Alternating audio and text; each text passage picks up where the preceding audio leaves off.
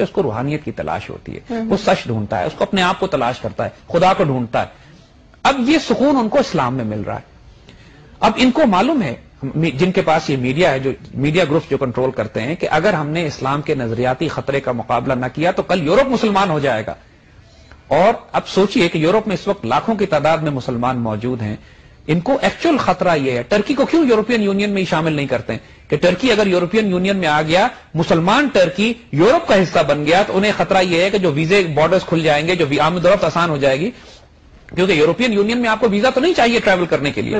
ہزاروں لاکھوں ترک مسلمان جو پورے یورپ میں گھومیں گے، پھریں گے، سیٹل ہو جائیں گے، آباد ہو جائیں گے، تو اگلے 10-15 سال کے اندر یورپ کی میجورٹی مسلمان ہو جائے گی. لہذا یہ ان کو خطرہ ہے.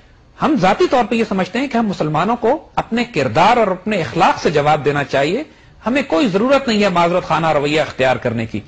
ہمیں کوئی ضرورت نہیں ہے یہ ثابت کرنے کی، بتانے کی کہ ہم فنڈامنٹلسٹ ہیں، کہ ہم ایکسٹریمسٹ ہیں، کہ ہم ٹیررسٹ ہیں، کہ دہشت گرد ہیں. ایک اچھا مسلمان اپنے کردار سے وہ بات کرتا ہے. قائد اعظم ظاہری طور پر کوئی بہت زیادہ ایسے مسلمان نظر نہیں آتے تھے لوگوں کو کہ جو بہت زیادہ ریجڈ ہوں اور ایکسٹریمسٹ ہوں، لیکن کوئی بہت زیادہ ایسے مسلمان نظر نہیں آتے تھے لوگوں کو کہ جو بہت زیادہ ریجڈ ہوں اور ایکسٹریمسٹ ہوں، لیکن ان کے وجود میں جو ایمان کی طاقت تھی کہ وہ اپنا حوصلہ، اپنی امید قرآن سے، اللہ اس کے رسول صلی اللہ علیہ وسلم سے، اسلام سے لیتے تھے. قائد اعظم کا بھی ایک غیر معمولی ایمان تھا. ہمیں شریعت کے سارے تقاضے پورے کرنے ہیں جہاں پہ ہمارے لیے پاسبل ہو، جتنے زیادہ پاسبل ہو. پاکستان میں اگر ہم ربا کا نظام ختم کر سکتے ہیں تو ہمیں وہ بھی ختم کرنا چاہیے. اگر وہ اختیار اور طاقت نہیں ہے تو کم از کم دین کے جو بنیادی 5 ارکان ہیں ہمیں وہ لازماً پورے کرنے چاہیے. حرام و حلال کی تمیز کرنی چاہیے. لیکن اس کے ساتھ سب سے بڑھ کر معاملہ یہ ہے کہ ہمیں اپنے معاملات پہ توجہ دینی چاہیے. مسلمان نماز پڑھے لیکن دھوکہ دے تو مسلمان نہیں ہے. مسلمان نماز پڑھے جھوٹ بولے مسلمان نہیں ہے. مسلمان نماز پڑھے، حج کرے، روزہ رکھے لیکن حرام کمائے تو مسلمان نہیں ہے. ہماری دقت یہ ہے کہ ہم نماز، روزہ، حج، زکات بہت کرتے ہیں، معاملات ہمارے خراب ہو گئے. ہم انصاف نہیں کرتے، عدل نہیں کرتے، کم تولتے ہیں، جھوٹ بولتے ہیں، چوری کرتے ہیں، حرام کھاتے ہیں، لوگوں کی پیمنٹ نہیں کرتے. آج کل پورے معاشرے میں ایک فساد برپا ہوا ہے کہ لوگوں کے پیسے روکے ہوئے ہوتے ہیں. لوگوں نے بالکل تنخواہیں نہیں ملتی وقت پہ، پیسے روکے ہوئے. مسلمان اپنے معاملات سے پہچانا جاتا تھا پہلے. انڈونیشیا دنیا کا سب سے بڑا اسلامی ملک ہے. ایک فوج انڈونیشیا نہیں گئی. انڈونیشیا کیسے مسلمان ہوا؟ انڈونیشیا، ملیشیا، برونائی، وہ سارے علاقے مسلمان تاجروں نے مسلمان کیے.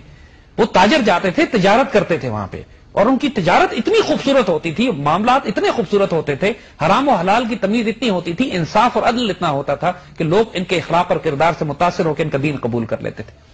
آج بھی ہمیں دین پھیلانے کا یہی طریقہ اختیار کرنا ہے. معاملات، ہمارے یہاں لوگ ہیں جو سارا وقت دین کی تبلیغ کرتے پھرتے ہیں، لیکن ان سے جب معاملات کرو، ڈیل کرو، تو ایک بات سچ نہیں ہوتی، جھوٹ ہوتے ہیں، معاملات صاف نہیں ہے، رزق حرام ہے.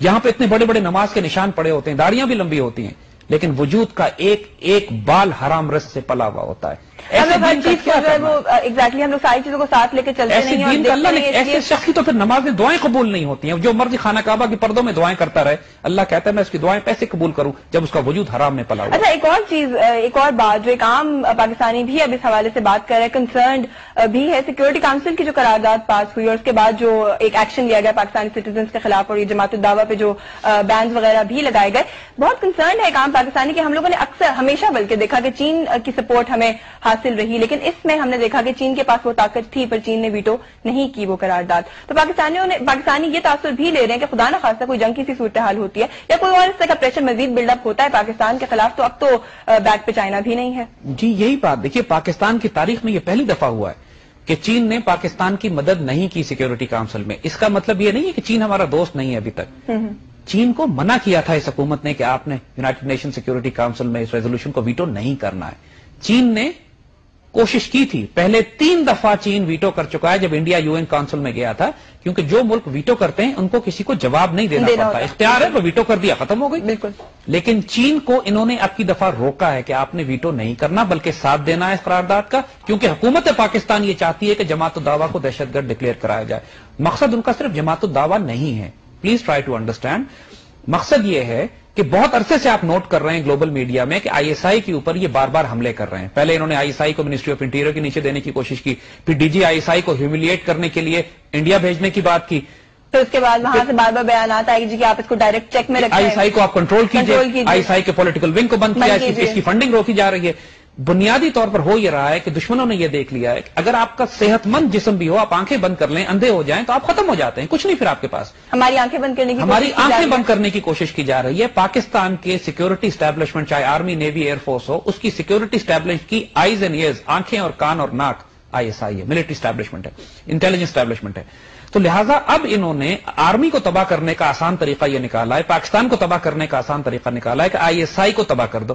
تو جماعت الدعوہ کو دہشت گرد ڈکلیئر کرنے کا مقصد یہ تھا کہ اگلا سٹیپ وہ یہ کہیں گے کہ چونکہ جماعت الدعوہ کو ISI نے تیار کیا تھا، جس کا اگین نہ تو جماعت الدعوہ ممبئی میں انوالو ہے، نہ اس کی کوئی ثبوت ہے، نہ جماعت الدعوہ دہشت گرد ہے. کتنی انفارچونیٹ سچویشن ہے کہ انہی کے وہی بھرت ورما صاحب کا وہاں پہ اس دن کہنا تھا جی کہ ہماری را کو مزید ایکٹیو ہونا چاہیے، اور ایک ہم ہیں کہ ہم اپنی ایجنسی کے پیچھے خود ہی پڑے ہوئے ہیں. ایجنسی کو تباہ کرنا چاہتے ہیں، کیونکہ یہی ہم عرض کر رہے ہیں بات آپ سے کہ جماعت الدعوہ کے بعد اب یہ ISI کو ایک یونائٹڈ نیشن سیکورٹی کاؤنسل میں دہشت گرد تنظیم ڈکلیئر کروانے کا نیکسٹ موو کرنے والے ہیں. کچھ کو تو کروا دیا. اگر حکومت نے وہی بہیو کیا جس طرح جماعت الدعوہ کے معاملے میں کیا تھا تو راتوں رات ہی ISI کو دہشت گرد ڈکلیئر کروا دیں گے. پھر آپ کیا کریں گے؟ اور پھر لہذا ہوگا کہ ISI کو ڈسبینڈ کر دیا جائے گا اور ایک نئی انٹیلیجنس ایجنسی بنائی جائے گی جو یہ کنٹرول کریں گے. گیم اس طرف جا رہا ہے، پوری قوم کو سمجھ لینا چاہیے.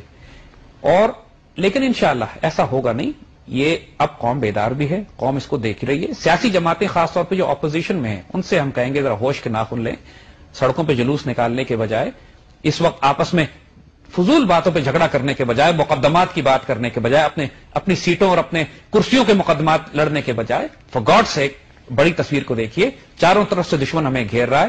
ہمارے اندر ایک باقاعدہ خوفناک جنگ کی تیاری ہماری صفوں کے اندر بھی، اور دو اطراف سے ہمیں دشمن گھیرنے. لیکن یہ تو بڑی فرسٹریٹنگ سی سچویشن ہے کہ اگر جو ہمارے لیڈرز ہیں یہاں پہ، اگر ان کو خود کو نہیں پتا کہ انہوں نے کیا کہنا ہے، کیا کرنا ہے، کس وقت کون سا بیان دینا ہے، تو وہ جو سینسیبل لگے گا، لگے گا. اتنے مایوس اس لیے نہیں ہے کہ جو صورتحال اس وقت چل رہی ہے، اگر یہ کچھ عرصہ چند ہفتے اور چلتی رہی تو IC کہ اس حکومت کو ہٹا دیا جائے گا. چاہے پارلیمنٹ کے اندر کوئی کھڑے ہو جائے، ریزائن کر دیں، اپوزیشن پارٹیز کا دوبارہ الیکشن ہونے چاہیے، لوگ سڑکوں پہ نکل آئیں. دیکھیے جب ملتان میں پچھلے دنوں بجلی وغیرہ گئی تھی، ہنگامہ ہوا تھا، آٹا نہیں ملا تھا، لوگ سڑکوں پہ نکل آئے تھے نا، ایک ہنگامہ ہوا تھا. اس کے بعد تو آپ لوگوں کو اتنا ذلیل اور ہیوملیٹ نہ کیجیے. انڈیا کے آگے پاکستان کی عزت کا سودا اس طرح نہ کیجیے کہ ایک وقت آئے کہ لوگ مجبور ہو کے عام آدمی سڑک پہ نکل آئے. کیونکہ ایک بہت بڑا ڈسکنیکٹ ہے عوام کے بیچ میں اور لیڈرشپ کے بیچ میں، کوئی کوآرڈینیشن نہیں ہے، کوئی ترجمانی نہیں ہو رہی عوام کی. ہمیں کوئی پریشانی نہیں ہے اس لیے کہ یہ حکومت کا کوئی بنیاد نہیں. جو لوگ اس میں اس وقت بڑے بڑے فیصلے کر رہے ہیں وہ باہر سے اپوائنٹ کیے گئے ہیں، وہ ڈیموکریٹکلی الیکٹڈ ہے ہی نہیں. کیونکہ چاہے انٹیریئر ایڈوائزر ہوں، چاہے ہمارے امبیسڈر ٹو UK ہوں، امبیسڈر ٹو امریکہ ہوں، نیشنل سیکورٹی ایڈوائزر ہوں، یہ سارے واشنگٹن سے بھیجے گئے. آپ نے بنیاد نہیں. جو لوگ اس میں اس وقت بڑے بڑے فیصلے کر رہے ہیں وہ باہر سے اپوائنٹ کیے گئے ہیں، وہ ڈیموکریٹکلی الیکٹڈ ہے ہی نہیں. کیونکہ چاہے انٹیریئر ایڈوائزر ہوں، چاہے ہمارے امبیسڈر ٹو UK ہوں، امبیسڈر ٹو امریکہ ہوں، نیشنل سیکورٹی ایڈوائزر ہوں، یہ سارے واشنگٹن سے بھیجے گئے. آپ کو ہی میں نے ایک دفعہ پہلے کہتے ہوئے سنا، آپ نے کہا کہ امریکہ کی جو ایک بڑی اچھی سی اسٹریٹجی ہوتی ہے اور وہ یہ ہوا کرتی ہے کہ وہ اپنا کوئی انٹرسٹ سرو کرنے کے لیے یا اپنا کوئی مفاد جو ہے وہ سرو کرنے کے لیے یہاں کے پاور اسٹرکچر میں کوئی اس طرح کی چیز پلانٹ کرتا ہے اور اس طرح کی کوئی گیم کھیلتا ہے کہ اس کا انٹرسٹ جو ہے وہ وہاں سے سرو ہوتا رہے. یہ آپ نے کہا. یہ چیز اگر ٹرو ہے، if this thing stands true, تو آپ کے خیال میں پاکستان کو ڈیسٹیبلائز کرنے میں یا ڈس انٹیگریٹ کرنے کی ایک اٹمپٹ میں امریکہ جو پشت پناہی کر رہا ہے اس وقت بھارت کی، کون سا انٹرسٹ سرو ہو رہا ہے امریکہ کا؟ ہم تو ان کے فرنٹ لائن ایلائی ہیں وار آن ٹیرر میں. دیکھیے وار آن ٹیرر کیا ہے؟ وار آن ٹیرر ایک نام ہے ایک تیسری عالمی جنگ کا. وار آن ٹیرر کی امبریلا کے نیچے یہ نام ہے وار آن ٹیرر، جس کا مقصد ہے کہ اسلام کے سیاسی تصور کو ختم کرنا، مسلمان ممالک پہ حملے کرنا، مسلمان ممالک کو توڑ کر چھوٹا کرنا اور مسلمان ممالک سے ایٹمی ہتھیار چھین لینا تاکہ تمام مسلمان ممالک دبئی کے سائز کے ہو جائیں اور کوئی ملک ان کو کبھی آئندہ آنے والے دور میں خطرہ نہ دے سکے. مسلمان ممالک کے وسائل پہ قبضہ کرنا. اس کے لیے انہوں نے اپنی، اگر بلوچستان لبریشن آرمی والے یہ سمجھ رہے ہیں کہ بلوچستان کو امریکہ کی مدد سے آزاد کرا کے، انڈیا کی مدد سے آزاد کرا کے وہاں پہ یہ سعودی عرب کی طرح کا بڑا سی حکومت بنا لیں گے تو ان سے بڑا احمق کوئی نہیں ہے. ان کو استعمال کیا جائے گا ٹیشو پیپر کی طرح، اور اس کے بعد کیا اس ملک میں اس جگہ جو خزانے اور دولت رکھے ہوئے ہیں یہودی کیا بلوچستان لبریشن آرمی کے افراد کے حوالے کر دیں گے کیا؟ ان کو بھی اسی طرح مار کے پھینک دیا جائے گا جس طرح آج یہ پاکستانی ریاست کے خلاف بغاوت کرنے پہ تلے ہوئے ہیں. ان لوگوں کو، یہ اتنے احمق لوگ ہوتے ہیں، ان کو یہ نہیں اندازہ ہوتا کہ بڑی طاقتیں ان کو استعمال کس طرح کر رہی ہیں. امریکنز کی پالیسی اس وقت امریکنز خود نہیں بنا رہے ہیں، امریکن قوم بھی پالیسیز نہیں بنا رہی ہے، ان کی پالیسیز اسرائیل بنا رہا ہے. اور اسرائیل کے اسٹریٹجک آبجیکٹو میں سب سے بڑا آبجیکٹو یہ ہے کہ پاکستان کو چھوٹا بھی کرو. 16 کروڑ کی آبادی ان کے لیے پرابلم کر رہی ہے. اتنا بڑا مسلمان ملک اگر اکٹھے ہو جائے تو انڈیا اور اسرائیل دونوں کے لیے تھریٹ ہے. اس کا مطلب ہے کہ اوباما صاحب کا جو چینج کا وعدہ ہے اس کا ہم پہ کوئی اثر نہیں ہونے والا. اس کا چینج یہ ہے کہ جو پہلے جنگ ہمارے خلاف مغربی سرحدوں پہ نہیں ہو رہی تھی وہ اب ہوگی. وہ 30,000 فوجی لا کے ہماری سرحدوں پہ لگانے والے ہیں. اوباما کے آنے کے بعد ہمارے ٹرائبل ایریاز پہ پہلے آج تو ڈرون حملے کر رہے ہیں نا, پھر امریکن B-52 حملے کریں گے ہمیں. اور اتنا زیادہ ہمیں نظر آتا ہے, ہمیں اس وقت سے تھوڑی تکلیف ہوتی ہے کہ جب ہم دیکھتے ہی ہیں کہ پاکستانی ٹرائبل ایریاز پہ اگر یہ B-52 بامبنگز کریں, اور صرف اس لیے اس خرافات کے تحت کہ ہم یہاں پر القاعدہ کا مقابلہ کرنے کے لیے آئے ہیں, تو یہ بات دنیا کو بھی اچھی طرح پتا ہے کہ افغانستان کے اندر القاعدہ ان کا مزاحمت نہیں کر رہی. افغانستان کے اندر افغان طالبان ہیں جو امریکہ سے مزاحمت کر رہے ہیں, اور افغان طالبان افغان مجاہدین کی طرح صرف اپنے ملک کو آزاد کرانا چاہتے ہیں. دنیا میں وہ کہیں دہشت گردی میں. پھر اس کا جواب کس کے پاس ہے کہ جب اگر ہم خالی امریکہ کی بات اس وقت یہاں پہ کریں, جو ڈرون اٹیک کا سلسلہ اگر ہم اسی کو لے لیں جو کتنے زور و شور سے جاری ہے, اور اس کے بعد وہاں سے جو ہے اسٹیٹمنٹس بھی آ جایا کرتی ہے کہ یہ تو رکنے والا نہیں ہے کیونکہ یہاں پہ ہائی ویلیو ٹارگیٹس ہیں اور ہم تو انہیں پکڑ کے وہاں سے نہیں, اسلام آباد سے بھی یہ اسٹیٹمنٹس نکل رہے ہیں کہ ہم ان کو روک نہیں سکتے, ہم نہیں ان کو روک سکتے. We should learn to live with them, we should learn to live with. یہ سارے بیانات جو آ رہے ہیں, تو کیا پھر ریئیکشن ہے, ہم کس طرح سے یہ اگر ڈرون اٹیک کیے تو سوورنٹی کے اوپر مطلب ہمیں یہ لفظ اب استعمال نہیں کرنا چاہیے. بات یہی ہے, میں نے اب ٹیسٹ کیا تھا پہلے بات کہ جب گھر کا والد گھر کا باپ اپنے بچوں کی عزت کا سودا کر چکا ہو تو پھر آپ کس سے شکایت کریں گے. اس کا ایک طریقہ یہ ہوتا ہے کہ باپ کو باپ نہ تسلیم کیا جائے, اس کو ہٹا دینا پڑے گا, اس حکومت کو تبدیل کرنا پڑے گا. اب الیکشن کی ضرورت ہے, اس کو اسی طریقے سے کریں جو ملک کے قانون کے اندر جو طریقہ موجود ہے. الیکشن کرایا جائے, دوبارہ الیکشن ہو, اور شرط یہ لگا دی جائے کہ کوئی شخص الیکشن میں شریک نہیں ہو سکتا جب تک اس کی دولت ملک کے اندر نہ ہو, جب تک اس کے بچے ملک کے اندر نہ ہو.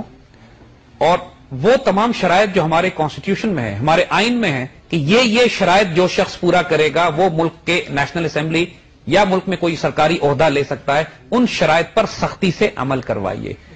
اب یہ عمل تلوار کی زور پہ ہو یا عدالت کے زور پہ ہو یا عوام کی عدالت میں ہو, یہ آنے والا وقت بتائے گا, دیکھیں گے کیا ہوتا ہے. لیکن یہ بات بالکل طے ہے کہ یہ نظام اس وقت جس طرح چل رہا ہے یہ چلنے والا نہیں ہے. اگر انڈیا نے پاکستان پر حملہ کر دیا تو سب سے پہلے یہ قوم اپنے حکمرانوں کو تبدیل کرے گی. نہیں, ہمیں تو دبے الفاظ میں امریکہ سے یہ بھی بیان ایک کمانڈ آئی ہے انفیکٹ کہ اگر کوئی لمیٹڈ ایکشن ہوتا ہے بھارت کی طرف سے تو ہمیں زیادہ ریاکٹ نہیں کرنا. ہم یہی عرض کر رہے ہیں نا کہ انڈیا اگر ہم پہ حملہ کرتا ہے, بامبنگ کرتا ہے, جماعت و دعویٰ کے کیمپس پہ کرتا ہے یا مہاجر کیمپوں پہ کرتا ہے یا کشمیر میں کسی جگہ پاکستان آرمی کے کسی انسٹالیشن پہ کرتا ہے, اور حکومت وقت کی کہتی ہے کہ ہم جواب نہیں دیں گے چونکہ ہم تحمل سے فیصلہ کریں گے اور ہم جائیں گے یونائیٹڈ نیشن سیکورٹی کاؤنسل میں بات کرنے کے لیے, قوم تو اتنا انتظار نہیں کرے گی.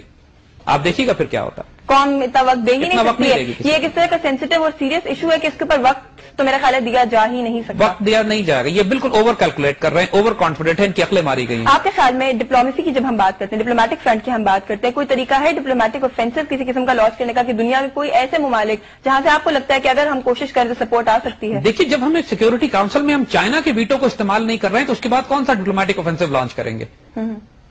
بنیادی طور پر آپ طاقتور ملکوں کو اپنے ساتھ ملاتے ہیں.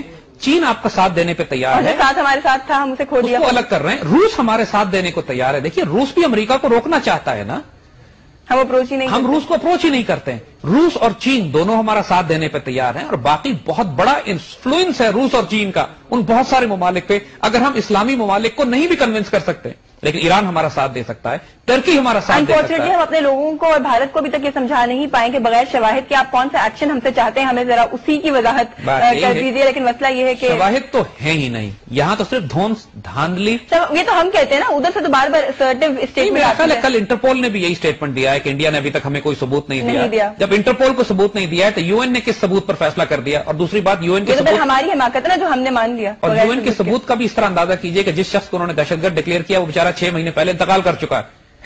تو اس سے اندازہ کیجئے کہ یو این کے ثبوت کا کیا حال ہے. صحیح. اور انڈینز کس بات کو چھپانا چاہ رہے ہیں؟ کیوں نہیں چاہتے یہ سارے لوگ جن کی آئیڈینٹی کہتے ہیں کہ پاکستانی تھے, ذرا سامنے تو لائیں, ذرا ہم بھی دیکھیں کون ہے یہ, کون سے پاکستانی ہیں, کون سے پاکستانی ہیں, ذرا ہم کو ملنے تو دیں ان لوگوں سے, ذرا ہمیں پتہ لگے, ذرا ہمیں یہ پتہ لگے کہ یہ کرکرے کی جو پولیس آفیسر مارا گیا ہے اس کی بیوہ کیا کہہ رہی ہے, وہ کیوں کہہ رہی ہے, وہ بلیم کر رہی ہے بجرنگ دل کو اور بی جے پی کو, اور Indian members of National Assembly, ان کے ممبر آف پارلیمنٹ یہ بات کہہ رہے ہیں کہ اس کے اندر انڈین ملٹری انٹیلیجنس کے لوگ انوالو ہیں بمبئی کے سارے ڈرامے میں, ذرا اس کو بھی انویسٹیگیٹ کر لیتے ہیں نا. بالکل انویسٹیگیٹ کر, کس بات پہ رہے ہیں ایگزیکٹلی چونکہ اس بات میں پروگرام کا وقت جو ہے وہ ختم ہو گیا. Thank you so much for being here on the show, it was a pleasure to have you. جی ناظرین, یہ تھے میرے ساتھ زید حامد صاحب, اور موجودہ صورتحال کے اوپر کافی تفصیل سے گفتگو کرنے کی کوشش کی. پروگرام کا وقت ختم ہو چکا, اپنا بہت سارا خیال رکھیے گا. I see you tomorrow same time. Have a nice day.